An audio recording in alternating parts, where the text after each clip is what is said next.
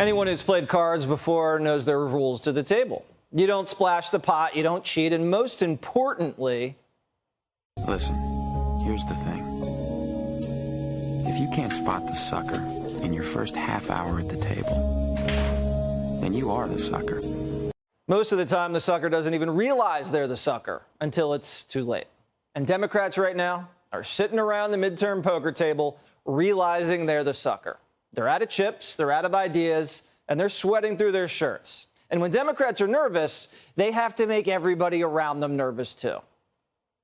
Democracy is on the ballot this year in America. Democracy, as we know it, may not survive. The Republicans have absolutely no plan to do anything about it. They're going after democracy. One final warning on this issue to make very clear, to leave no doubt, that we have people out there still peddling the big lie. Guys, this is it. We've been warned. And what's the country going to look like after the red wave? Nazi Germany.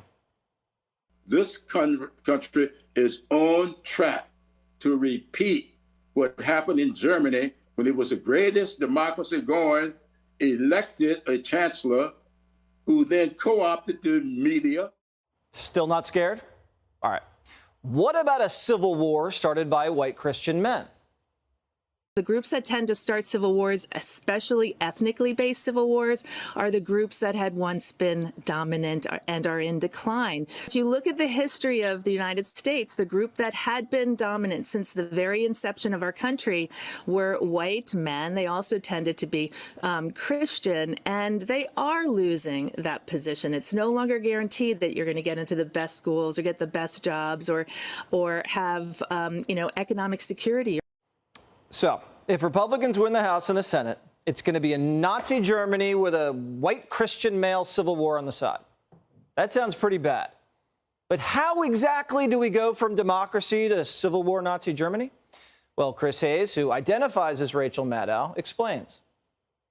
So when Democrats say you don't have a choice this election, there's only one party that cares about for democracy, it's us, democracy's on the ballot, what they're really saying is, if you don't elect us this time, if you don't keep them out of power, you may never be able to elect us again. Or in short, vote to preserve your right to throw the bums out.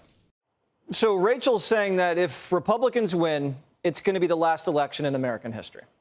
I'm going to miss that Iowa caucus. So get ready for Mitch McConnell to lock himself in his office and push all the voting machines into the ocean. But I'm getting the feeling there's a little projection going on here. Democracy dies if we don't have one-party rule.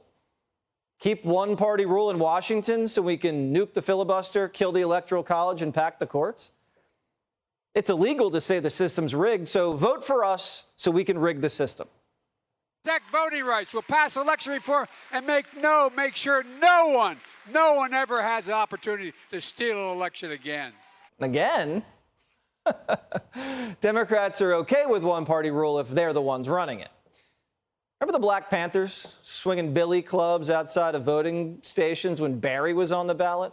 That's a little intimidating, right? But Barack's wingman dropped the charges. And they ignored the deranged leftist who showed up at Justice Kavanaugh's home to try to assassinate him in front of his family. And a Republican candidate in North Carolina just got his parents' house shot up in the middle of the night with his kids sleeping inside. My parents are watching TV at 11 o'clock at night, just sitting in their living room, and a bullet cracks through their home only 20 feet away from where my kids were sleeping that night. This is politics at its worst. As a former Green Beret, I'm used to getting shot at. I'm okay with getting shot at. I'm not okay with my family getting shot at. A Democrat filmed a campaign commercial in front of that Republican's house. And days later, someone shot a bullet through the window. Now, if a bullet hits a Republican's house, it's probably a stray. But if that was a Democrat's house, that would have been an assassination attempt. CNN, MSNBC, the broadcast networks, they didn't even cover the story. They only cover hammer attacks. But when Katie Hobbs' campaign office was broken into in Arizona, the media framed Republican Kari Lake as the criminal. And when they found out it was an illegal alien who broke into Hobbs' office, they go quiet. Talk about the big lie. Democrats just expect you to believe anything they tell you. And don't you dare challenge them. For all their democracy talk, a bunch of Democrats won't even debate. You know what a threat to democracy is? Framing your opponent for a crime they didn't commit and refusing to debate them in front of voters. Why not debate your opponent? If you believe your opponent is, has issues and is spreading conspiracy theories about a stolen election and so on, and is not being truthful with the people of Arizona, why then not get on the debate stage and debate her? And our campaign strategy is our campaign strategy. Why do you think it wasn't important for people to see a debate in this election for governor at all? We're 6 days from the election, and this is the decision we made. So, you know how democracy dies? When Democrats don't debate. Hey, Sean Hannity here. Hey, click here to subscribe to Fox News YouTube page and catch our hottest interviews and most compelling analysis. You will not get it anywhere else.